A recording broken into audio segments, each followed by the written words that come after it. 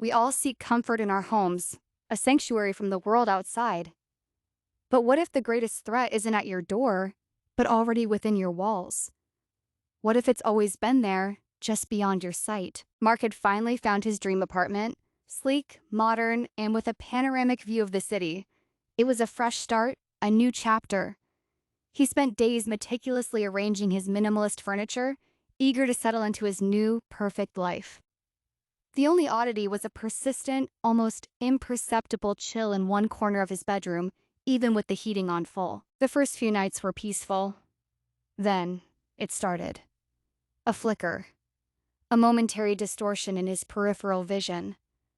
A shadow, deeper than the darkness, in that cold corner of his room. He'd snap his head around, but it would be gone. Just his imagination, he told himself, the stress of moving. But the glimpses grew more frequent, more defined. It wasn't just at night. He'd be watching TV, cooking dinner, and there it would be, a deeper black against the already dim corner. It never moved when he looked directly. It was a master of evasion, a silent observer. He started leaving the lights on, but even then, the shadow seemed to absorb the light, a hungry void in the periphery of his vision. One night, he woke with a jolt, paralyzed. His body was a leaden weight, his voice trapped in his throat. And there it was. Not a flicker, not a glimpse, but a solid, terrifying presence.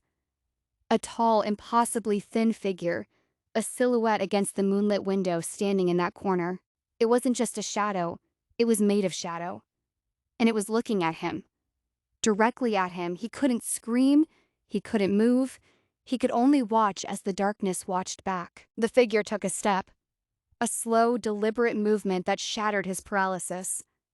With a primal scream that never left his lips, Mark launched himself from the bed, his heart hammering against his ribs. He didn't grab his phone, his keys, nothing. He just ran. Out of the bedroom, out of the apartment, down the hallway, not daring to look back. He didn't stop until he was out on the street, gasping for air. The cold night air, a welcome shock against his burning lungs. He never returned to that apartment. He couldn't. The landlord called, confused, but Mark couldn't explain. How do you explain a shadow that watches you sleep? A presence that feeds on fear, always just out of sight, until it decides to reveal itself? Some things, once seen, can never be unseen. And some shadows, once noticed, never truly leave.